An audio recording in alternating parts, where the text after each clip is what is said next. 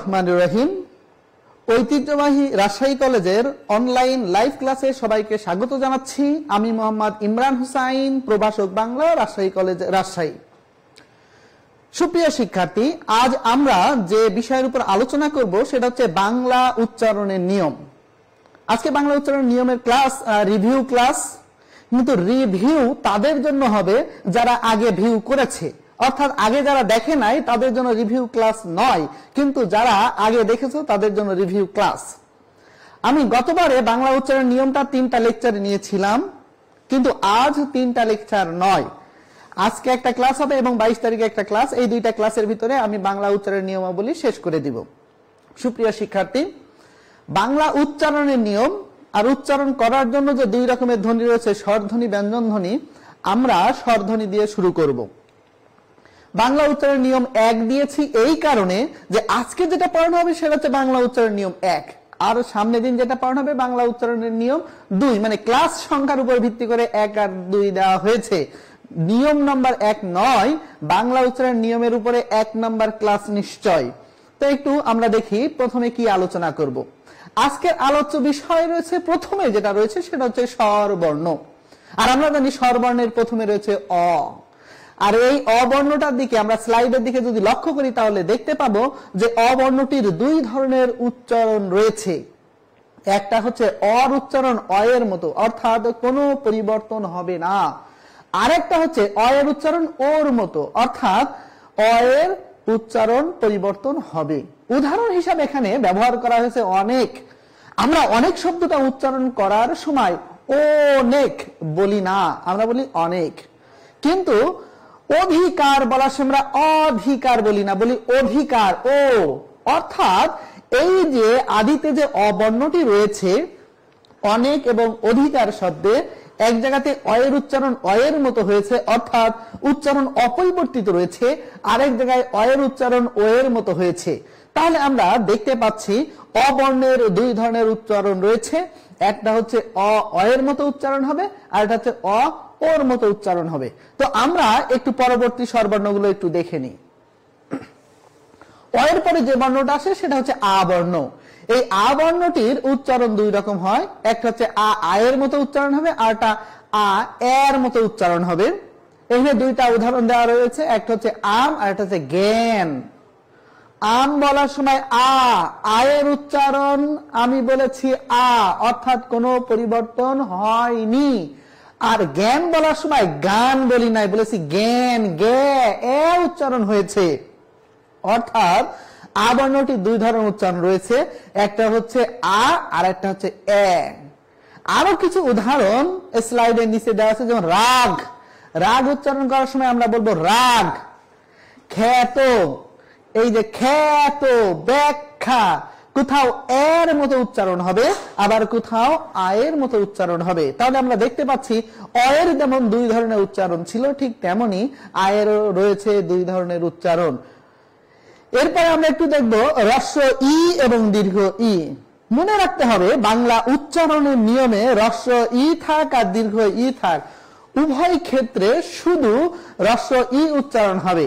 অর্থাৎ আমরা যদি বলি ইলিশ তাহলে হ্রস্ব ই দিয়ে লিখবো, যদি বলি ঈগল, বানান লেখার সময় দীর্ঘ ইকার, কিন্তু উচ্চারণ লেখার সময় হ্রস্ব ই দিয়ে লিখবো।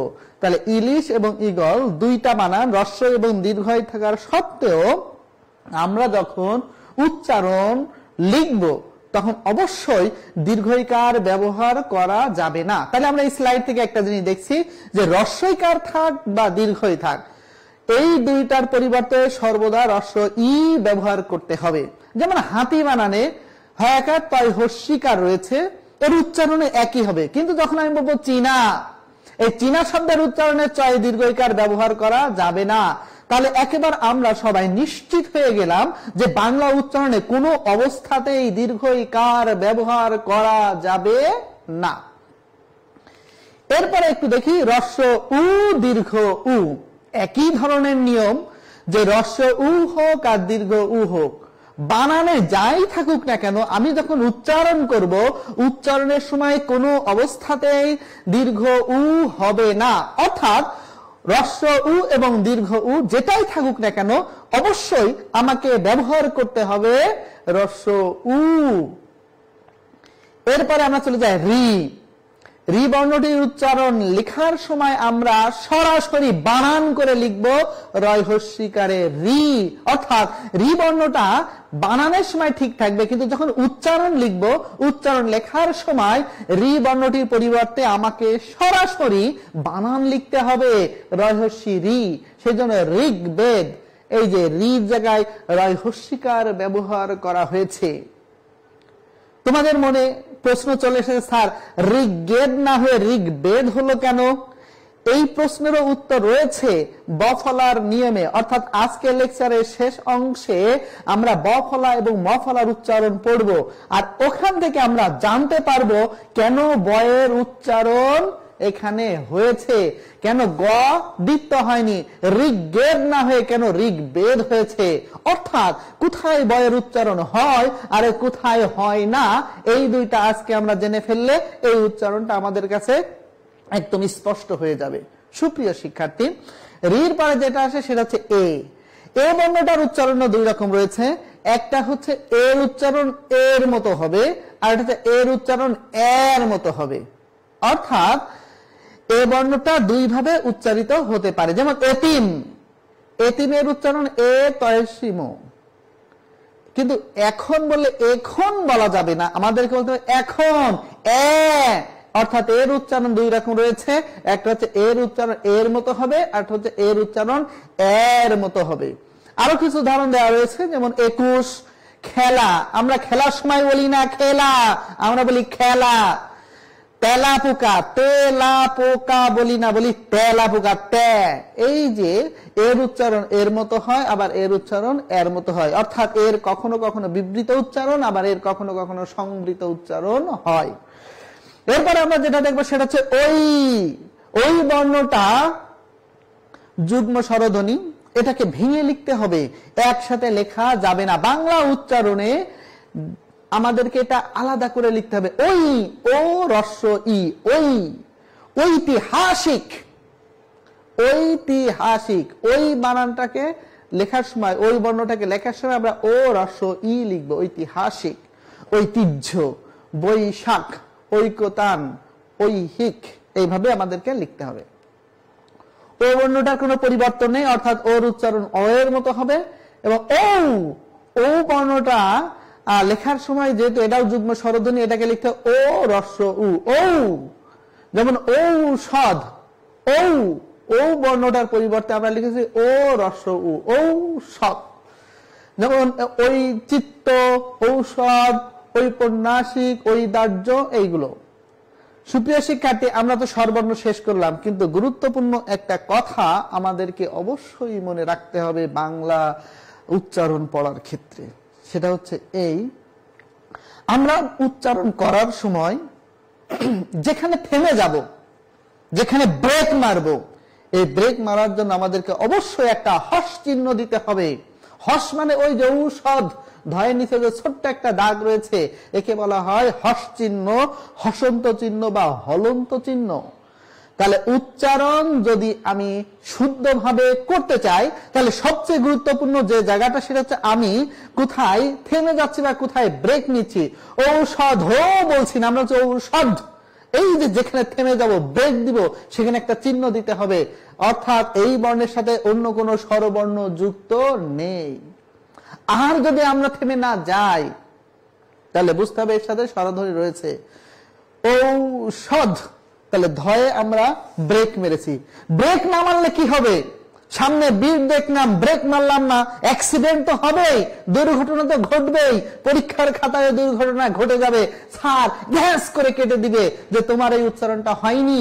উচ্চারণের নিয়ম যদি সঠিকভাবে জানতে হয়, সঠিকভাবে পারতে হয়, তাহলে অবশ্যই কোথায় ব্রেক দিতে হবে, কোথায় থামতে হবে, কোথায় হস্তচিহ্ন দিতে হবে, এটা অবশ্যই মনের খাতায় লিখে রাখতে হবে, বইয়ের পাতায় নয়। সুপ্রিয় শিক্ষার্থী, আমরা স্বরবর্ণগুলোর এট এ গ্লান্স সমস্ত নিয়ম কানুন গুলো একটু দেখে নিলাম। এরপরে আমরা একটু বিস্তারিত জানার চেষ্টা করব। বাংলা উচ্চারণ স্বরবর্ণ, যেটা দিয়ে শুরু করেছিলাম সেটাই, এখানে অ এর দুই ধরনের উচ্চারণ হয়, একটা হচ্ছে বিবৃত উচ্চারণ, একটা হচ্ছে সংবৃত উচ্চারণ। অ এর উচ্চারণ অ এর মতো হয়, আবার কখনো কখনো অ এর উচ্চারণ ও এর মতো হয়। আমরা একটু দেখে নিব কোথায় কোথায় এই ঘটনাটা ঘটে। আমরা জানি দুই রকম হয়, কিন্তু কোথায় অ হয় কোথায় ও হয় নিয়ম যদি না জানি তাহলে অবশ্যই পদে পদে হোঁচট খাওয়ার সম্ভাবনা রয়েছে। সেই জন্য আমরা একটু নিয়ম কানুনগুলো দেখব এবং একটু মাথার ভিতরে সেট করে রাখার চেষ্টা করব।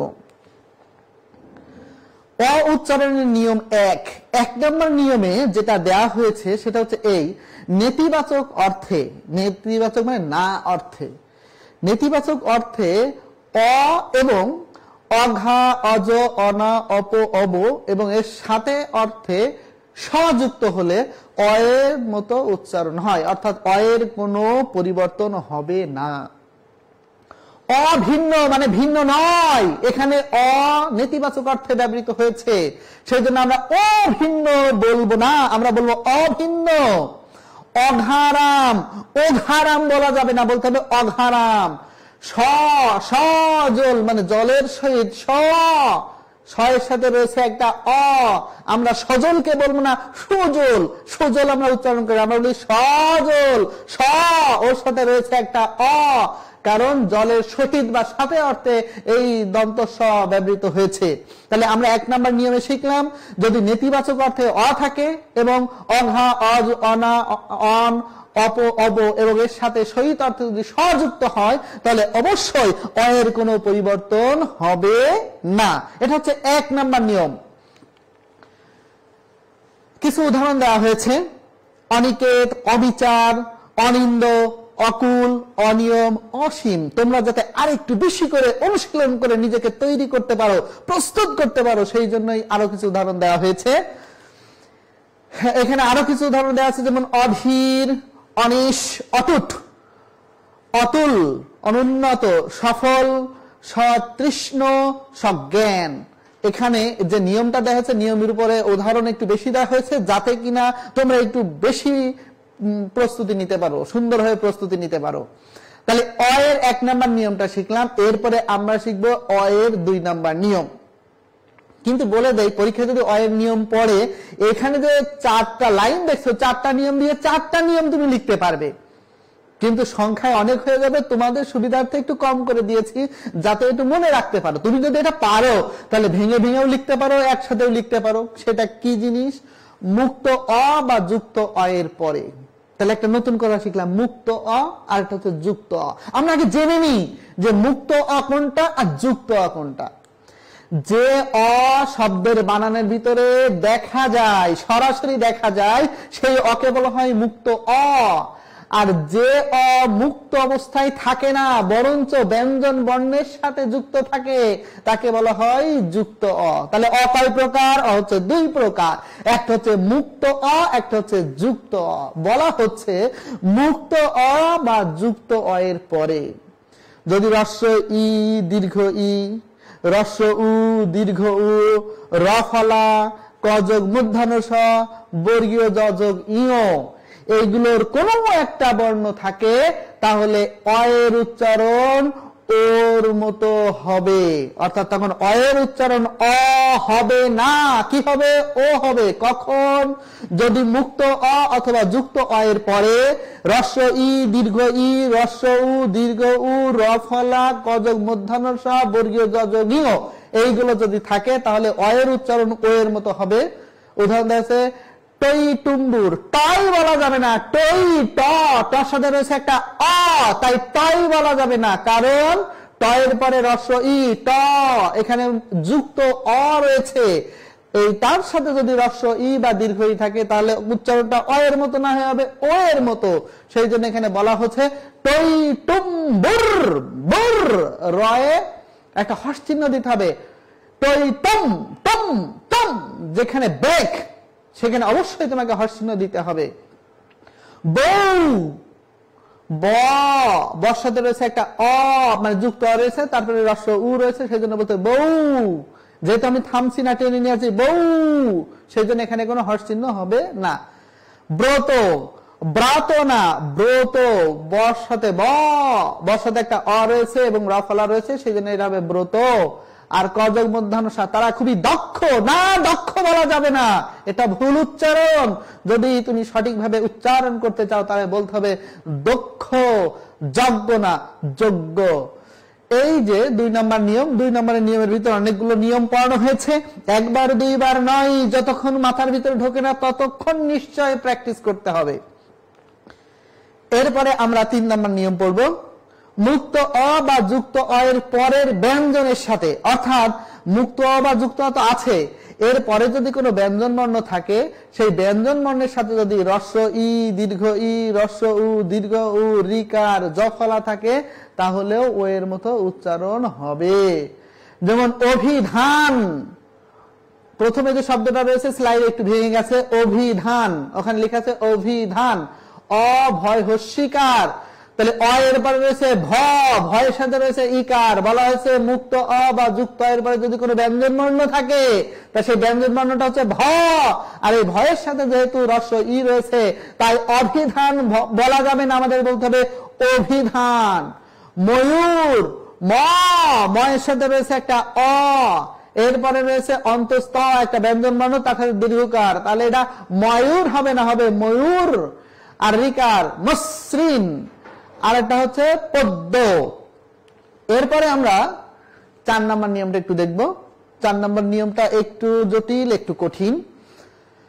রেপ যুক্ত শব্দের পূর্বে জফলা যুক্ত ছিল, পূর্বে মানে এখন নয়, প্রাচীন যুগে নিশ্চয় বা মধ্যযুগে নিশ্চয় এই ধরনের জফলা যুক্ত ছিল। বর্তমানের বানানে এই জফলা ব্যবহৃত না হলে ওই উচ্চারণে ও উচ্চারিত হবে। মানে কি? মানে হচ্ছে এই যে আমরা আধুনিক নিয়ম অনুযায়ী জানি রেফের পরে ব্যঞ্জন বর্ণের দ্বিত্ব হয় না, সেই জন্য অন্তস্থ জ ফলা মানে কার্যালয়, এই কার্যা ওখানে একটা অতিরিক্ত জ ফলা ছিল, তা রেফ যুক্ত শব্দে পূর্বে জ ফলা যুক্ত ছিল কিন্তু এখন নেই, এরকম যদি হয় তাহলে তার উচ্চারণে ওর মতো হবে। যেমন চর্যাপদ, এই যে চর্যা অন্তস্থ হওয়ার পরে রেপ রয়েছে আর এখানে একটা জ ফলা ছিল কিন্তু বর্তমানে নাই, এটা অতীতে ছিল, সেই জন্য এটাকে চর্যাপদ উচ্চারণ করলে হবে না, এটাকে আমাদের উচ্চারণ করতে হবে চর্যাপদ। চর্যা, আশ্চর্য, চর্য না আশ্চর্য, ঐশ্বর্য, সৌন্দর্য, পর্যন্ত, পর্যায়, এই যে প্রত্যেকটা বানানে রেপের পরে যে জফলা রয়েছে সেই জফলার সাথে একটা মানে অন্তস্থ জর সাথে একটা জফলা যুক্ত ছিল, কিন্তু আধুনিক নিয়ম অনুযায়ী এই যে শব্দগুলো, এই শব্দের সবগুলো জফলা উঠে গেছে, সেই জন্য এগুলোর সাথে আধুনিক উচ্চারণ নিয়ম অনুযায়ী একটা যে উচ্চারণ ও যোগ করে নিতে হবে। চর্যার জায়গায় বলতে হবে চর্যা, আশ্চর্য না আশ্চর্য, এভাবে উচ্চারণ করতে হবে। বাংলা উচ্চারণের নিয়ম 1, 2, 3, 4 যেটা পড়লাম, মূলত যদি আমরা পরীক্ষাকে কেন্দ্র করে পড়ি তাহলে দেখবো যে এই 4টা নিয়মের ভিতরেই মূলত সবগুলো চলে এসেছে। কিন্তু আমরা তো শুধু পরীক্ষার জন্য পড়বো না, কিছুটা তো জানার জন্য আমাদের পড়তে হবে, সেই জন্য আরো কিছু নিয়ম দেওয়া হয়েছে যাতে কোনো নিয়ম ছুটে না যায়। আরো কিছু অন্যান্য যে নিয়মগুলো রয়েছে সেখানে আছে তৎসম শব্দ সমাসবদ্ধ থাকলে মাঝে ও উচ্চারিত হয়। কেমন? পথচারী, এটাকে যদি আমি ভেঙে ফেলি তাহলে হবে পথ এবং চারি, আলাদা উচ্চারণ করলে আমাকে বলতে হবে পথ, পথ না পথ, কিন্তু যখন পথ আর চারি একসাথে যুক্ত হয়ে সমাসবদ্ধ হয়ে যাবে তখন আমাকে উচ্চারণ করতে হবে পথচারী। দিন বন্ধু বলা যাবে না, দিন ও বন্ধু, আলাদা যখন থাকবে তখন দিন আলাদা, দিনও বলা যাবে, তখন বলতে হবে দিন, কিন্তু যখন দিন শব্দটা বন্ধুর সাথে যুক্ত হয়ে যাবে আমাদেরকে বলতে হবে দিন ও বন্ধু। আর 11 থেকে 18 পর্যন্ত সংখ্যাবাচক শব্দের শেষে ওকার উচ্চারিত হয়। 11, 18 এরম বলা যাবে না, বলতে হবে 11, 18, 15 এইভাবে উচ্চারণ করতে হবে। বিশেষণে অথবা বিশেষণ রূপে ব্যবহৃত শব্দের অন্তিমে ওকার উচ্চারিত হয়। বড় কথা, কেমন কথা, বড় না বড় কথা, কেমন কথা, এটা যেহেতু বিশেষণ, আর বিশেষণ হলে অবশ্যই ওকার উচ্চারিত হবে। ছল ছল বেদনা না ছল ছল বেদনা, ছল ছল কেমন বেদনা, ছল ছল না, ছলো ছলো, ওকার ব্যবহৃত হবে। তাহলে আমরা এখানে শিখলাম শব্দটা যদি বিশেষণ হয় অথবা বিশেষণ রূপে ব্যবহৃত হয় তাহলে তার উচ্চারণ ওকার হবে। শব্দান্তে সংযুক্ত ব্যঞ্জন থাকলে, শব্দান্তে ভাঙলে পাওয়া যাবে শব্দের অন্তে, অর্থাৎ আমি যে শব্দটা উচ্চারণ করব, যে শব্দের উচ্চারণ লিখব, এই উচ্চারণের শেষে যদি সংযুক্ত ব্যঞ্জন থাকে অর্থাৎ ব্যঞ্জন বর্ণের সাথে যুক্ত হয় তাহলে অবশ্যই আমাকে ওকার উচ্চারণ করতে হবে। শক্ত, শক্ত বলা যাবে না, বলতে হবে শক্ত, ওকার উচ্চারণ করতে হবে। ধর্ম, ধর্ম ম বলা যাবে না, ধর্ম, ওকার উচ্চারিত হবে। তাহলে শব্দান্তে সংযুক্ত ব্যঞ্জন থাকলে ওকার উচ্চারিত হয়। সুপ্রিয় শিক্ষার্থী, নিয়ম তো পড়লাম, নিয়মের ব্যতিক্রম কি নেই? আছে। আর সবচেয়ে বেশি পড়তে এই ব্যতিক্রম গুলো পরীক্ষায় আসে, আর আমরা সচরাচর এই ব্যতিক্রম গুলো পারি না। ব্যতিক্রম, ব্যতিক্রম না, এই ব্যতিক্রম শব্দটার উচ্চারণ ব্যতিক্রম, বে বে জফলা আলাদা, পরবর্তীতে আমি বলবো। তো এখানে যে উদাহরণগুলো দেওয়া হয়েছে এগুলো হচ্ছে ব্যতিক্রমধর্মী উদাহরণ। এগুলো তোমাদেরকে অবশ্যই বারবার অনুশীলন করতে হবে, খাতায় লিখতে হবে, বারবার দেখতে হবে, বন্ধুদের সাথে আলোচনা করতে হবে যে এই শব্দগুলো এমন শব্দ, উপরে যে নিয়মগুলো পড়ানো হয়েছে, যে নিয়মগুলো বলা হয়েছে, এই ব্যাখ্যাগুলো কোনো নিয়ম মানেই না, এগুলো নিয়মের বাইরের উচ্চারণ, সেই জন্য একটু ব্যতিক্রম ধর্মী, সেই জন্য একটু মনে রাখতে হবে। যারা একটু ব্যতিক্রম হয় তাদেরকে সমাজ মনে রাখে, সেই জন্য এই শব্দগুলো একটু ব্যতিক্রম ধর্মী, আমাদেরকে মনে রাখতে হবে। এখানেও আরো কিছু শব্দ দেওয়া রয়েছে, এই শব্দগুলো তোমরা একটু অনুশীলন করে নিবে। এই শব্দগুলো নিয়ম কানুন মানে না, নিয়ম কানুন ছাড়া এগুলো এইভাবে উচ্চারণ হয়। এরপরে আমরা আরেকটা জিনিস আলোচনা করব। সেই জিনিসটা কি? আগেই তোমাদেরকে বলেছিলাম যে তোমাদের ব ফলা উচ্চারণ, আমি এই যে ঋগ্বেদ শব্দের উচ্চারণ করার সময় বলেছিলাম যে ব ফলার উচ্চারণ আমরা দেখব। তাহলে ব ফলার কয়েকটা উচ্চারণ রয়েছে, আমরা ব ফলার নিয়মগুলো একটা দুইটা তিনটা করে মোট 6টা নিয়ম রয়েছে, আমরা 6টা নিয়মে একটু দেখবো যে কিভাবে দেওয়া রয়েছে। শব্দের প্রথমে ব ফলা থাকলে তা উচ্চারিত হয় না, একদম স্পষ্ট কথা, কোনো বাকি ঝুঁকি কথা নাই। নগদে একটা কথা বলে দিচ্ছে যে শব্দের প্রথম বর্ণে যদি ব ফলা থাকে তাহলে তার উচ্চারণ হবে না, শব্দটা যাই হোক না কেন, প্রথমে ব ফলা থাকলে কোনো উচ্চারণ হবে না। ধয় বয় দন্ত নয়সী, ধ্বনি, ধবনি বলা যাবে না, ধ্বনি। দয় বয় দীর্ঘইকার প, দীপ, দদীপ এরকম বলা যাবে না, ধবজা না ধ্বজা। তাহলে এই যে আমি 3টা শব্দ লিখেছি, শুধু এই 3টা শব্দ নয়, বাংলা ভাষায় যত শব্দ রয়েছে এবং প্রথম বর্ণে ব ফলা রয়েছে, মনে রাখতে হবে কোনোটায় ব ফলা উচ্চারিত হবে না। তাহলে কোথায় ব ফলা থাকলে উচ্চারণ হবে না? ক্লিয়ার সবাই? যে যদি কোন শব্দের প্রথম বর্ণে ব ফলা যুক্ত থাকে তাহলে সেই ব ফলার উচ্চারণ হবে না। 2 নম্বর নিয়ম কি দেওয়া আছে? প্রথমে থাকলে তো উচ্চারণ হয় না, তাহলে মাঝে বা শেষে থাকলে কি হয়? নিশ্চিত প্রশ্ন রয়েছে তোমাদের মাথায়। শব্দের মধ্যে বা শেষে ব ফলা থাকলে তা উচ্চারিত হয় না। কি মজার কথা, প্রথমে থাকলে উচ্চারিত হয় না, মাঝে বা শেষে থাকলে উচ্চারিত হয় না, কিন্তু কি হয়? ব ফলা যুক্ত বর্ণের দ্বিত্ব হয়, ব ফলা যুক্ত বর্ণের দ্বিত্ব হয়। অর্থাৎ যে বর্ণের সাথে ব ফলা যুক্ত হয়েছে, যেমন বিশ্বাস, তালব্যস্বর সাথে ব ফলা যুক্ত হয়েছে, পরেরটায় ব ফলা যুক্ত হয়েছে, বিদ্যানের সাথে ব ফলা যুক্ত হয়েছে। একটু আমরা দেখবো যে বিশ্বাস শব্দের ব ফলাটা কোথায় রয়েছে? শব্দের মাঝে। তাহলে শব্দের মাঝে যদি ব ফলা থাকে তাহলে ব ফলা উচ্চারিত হয় না, কিন্তু যুক্ত ব্যঞ্জনের দ্বিত্ব হয়। কাছে যুক্ত হয়েছে?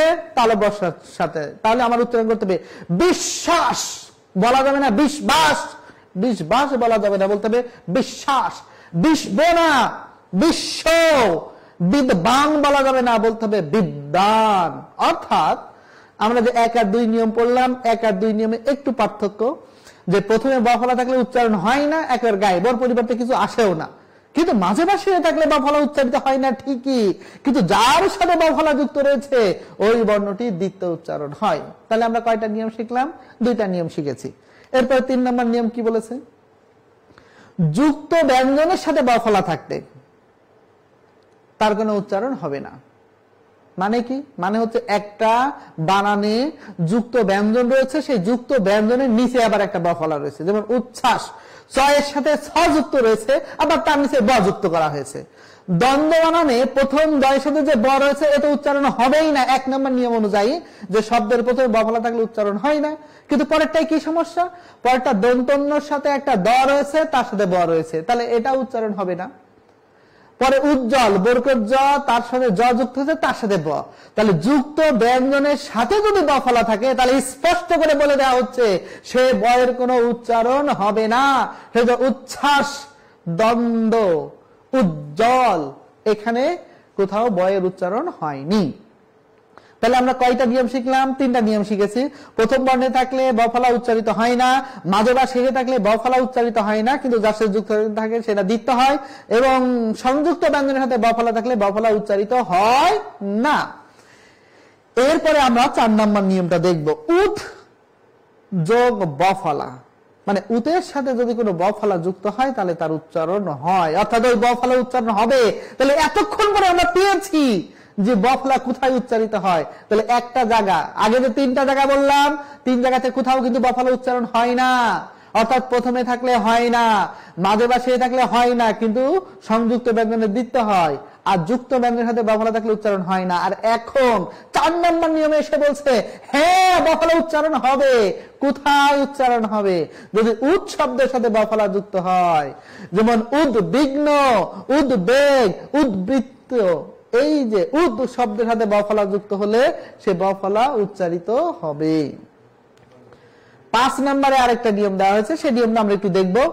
সন্ধিতে ক যদি গ হয়, অর্থাৎ সন্ধি করার সময় যদি আমরা দেখি ক গ হয়ে গেছে এবং এর সাথে ব ফলা যুক্ত হয়েছে, তাহলে সেই ব ফলা উচ্চারিত হবে। আমি ভেঙে ভেঙে লিখেছি যাতে তোমাদের বুঝতে সুবিধা হয়। ঋক যোগ বেদ, ঋগ্বেদ, ঋ ক, মানে রি এর সাথে একটা ক বর্ণ যুক্ত রয়েছে, কিন্তু সন্ধি করার সময় গ হয়ে গেছে, অর্থাৎ সন্ধিতে ক যদি গ হয় আর এই সাথে যদি ব ফলা যুক্ত থাকে, তাহলে এই যে গয়ের নিচে একটা ব যুক্ত হয়েছে, তাহলে নিয়ম বলছে অবশ্যই এ ব ফলার উচ্চারণ করতে হবে। সেই জন্য আমরা বলেছি ঋগ্বেদ। কেউ যদি ভুল করে বলে থাকে ঋগ্বেদ, 2 নম্বর নিয়ম যদি এখানে অ্যাপ্লাই করে তাহলে হবে না, হবে না। কারণ কি? 4 নম্বর নিয়মে বলে দেওয়া হয়েছে যে কেন এটা হবে না।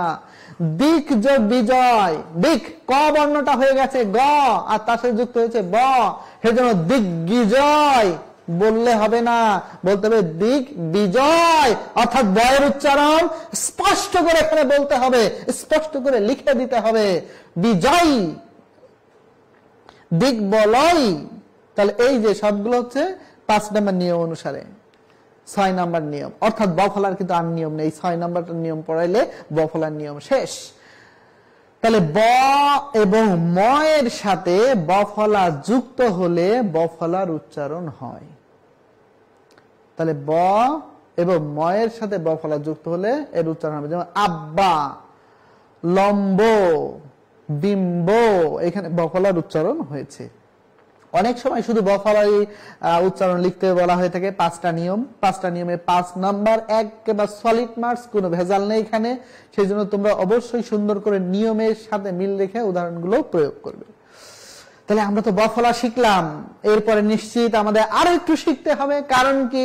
রিভাইজ বা রিভিশন ক্লাস আমরা আগে পড়েছি, সেটাকে আরেকটু শানিত করার জন্য, আরেকটু যাচাই বাছাই করার জন্য নিজে কতটা শিখেছি কতটা শিখি নাই, সেই জন্য আমি আরেকটু বেশি দিয়েছি, অর্থাৎ 3টা লেকচারকে 2টা লেকচার করে দিয়েছি। তোমরা একটু দেখো ম ফলা, আরে ব ফলার ম ফলার নিয়ম প্রায় কাছাকাছি, শুধু একটু পার্থক্য রয়েছে, সেটাও ধরিয়ে দিব।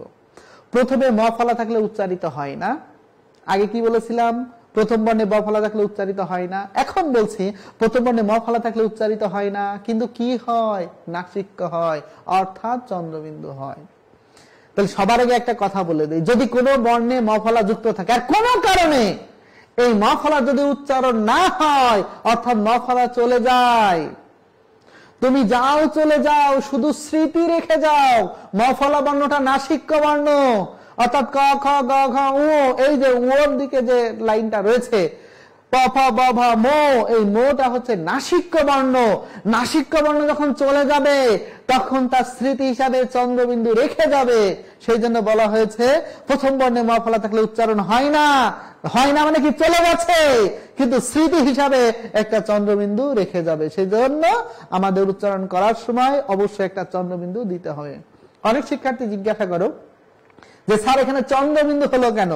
শুধু এখানে না, যেখানেই ম ফলা চলে যাবে উচ্চারিত হবে না সেখানেই একটা চন্দ্রবিন্দু হবে। যেমন শমশান না, শমশান না, শ্মশান, কারণ তালব্য স প্রথম বর্ণ, এই বর্ণের সাথে ম ফলা রয়েছে। প্রথম বর্ণে ম ফলা থাকলে উচ্চারণ হয় না, কিন্তু যেহেতু এটা নাসিক্য বর্ণ স্মৃতি স্বরূপে একটা চন্দ্রবিন্দু রেখে যাবে, সেই জন্য শ্মশান একটা চন্দ্রবিন্দু থাকবে। স্মৃতি, স্মৃতি না, স্মৃতি, দন্ত স্বর সাথে একটা ম রয়েছে, এই ম বর্ণ চলে যাওয়ার কারণে এখানে একটা চন্দ্রবিন্দু হয়েছে। স্মৃতি, স্মরণ একইভাবে হয়েছে। তাহলে আমরা ম ফলার 1 নম্বর নিয়ম কি জানলাম? যে শব্দের প্রথমে যদি ম ফলা থাকে ম ফলার উচ্চারণ হবে না, কিন্তু নাসিক্য বর্ণ হওয়ার কারণে এর সাথে একটু চন্দ্রবিন্দু যুক্ত করতে হবে। এরপরে আমরা কি দেখব? এরপরে আমরা একটু দেখব মাঝে বা শেষে থাকলে কি হয়। শব্দের মধ্যে বা শেষে ম ফলা থাকলে ম ফলার উচ্চারণ না হয়ে পরবর্তী বর্ণের দ্বিত্ব হয়। এই দ্বিত্ব হওয়ার নিয়মটা আমরা পড়েছি ব ফলার ক্ষেত্রে। কি পড়েছি?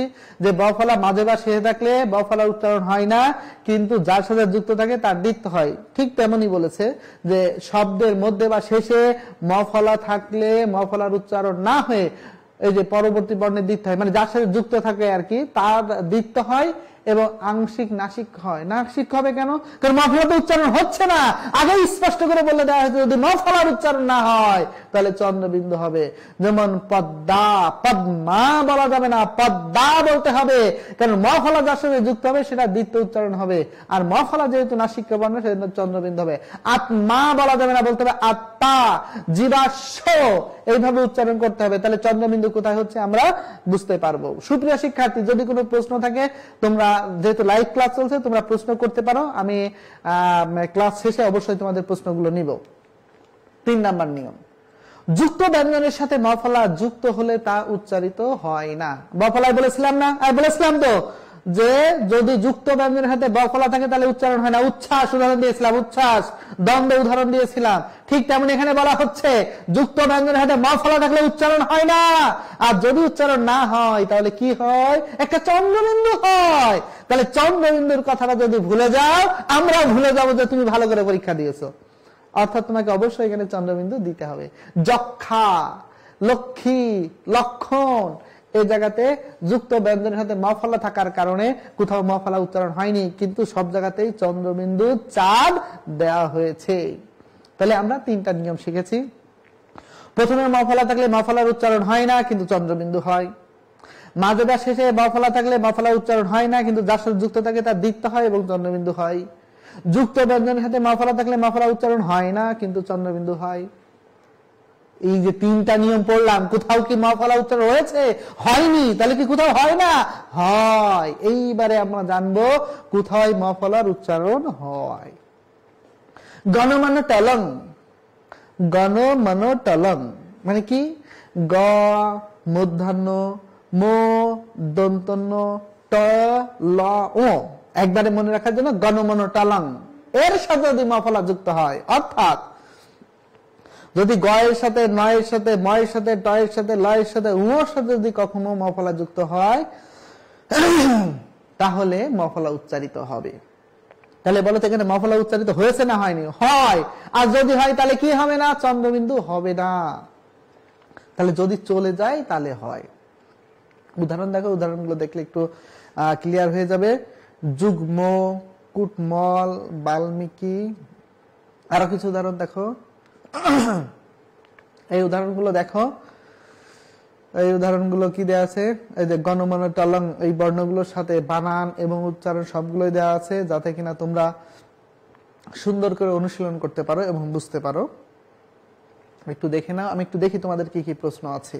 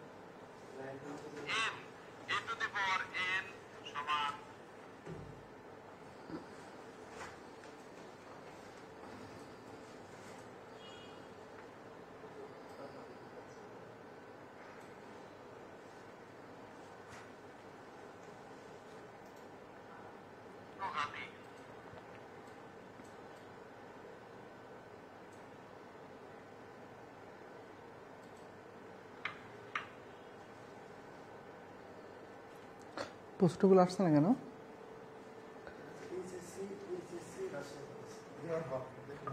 দেখি আছে কিনা কোনো প্রশ্ন, আপনার মোবাইলটা দেখি।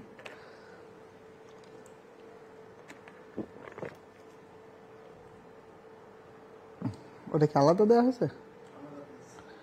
আচ্ছা দেখি তাহলে বুঝবো।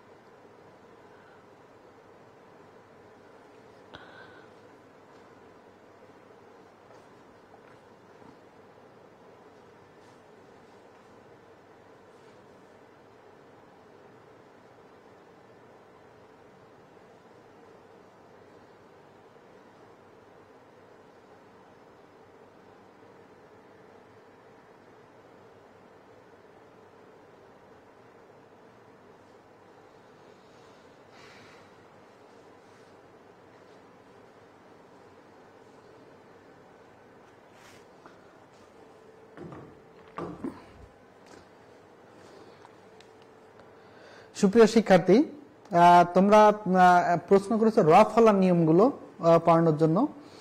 অবশ্যই পড়ানো হবে র ফলার নিয়মগুলো, কিন্তু আজকে ব ফলা এবং ম ফলা পড়িয়েছি।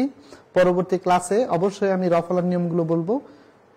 আরেকটা সম্ভবত স্নাত শব্দটা দিয়েছে, স্নাত, বানানটা একটু বুঝতে পারিনি, বানানটা একটু ত্রুটি আছে মনে হচ্ছে। তুমি আবার একটু প্রশ্নটা রিভিউ করো, অথবা আমি যে মোবাইল নাম্বার দিয়েছি সরাসরি আমাকে ওখানে মেসেজ করলেও আমি উত্তর দিয়ে দিব।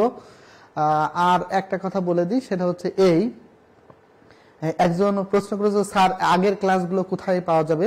রাজশাহী কলেজের ফেসবুক পেজে ঢুকে ভিডিও যেখানে দেওয়া আছে, মানে বিভিন্ন ফোল্ডার আকারে উপরে একটা বার থাকে, যে বারের ভিতরে থাকে অ্যাবাউট, ফটো, ভিডিও। ভিডিওতে যদি ক্লিক করো তাহলে সবগুলো ক্লাস একবার সিরিয়ালি পেয়ে যাবা।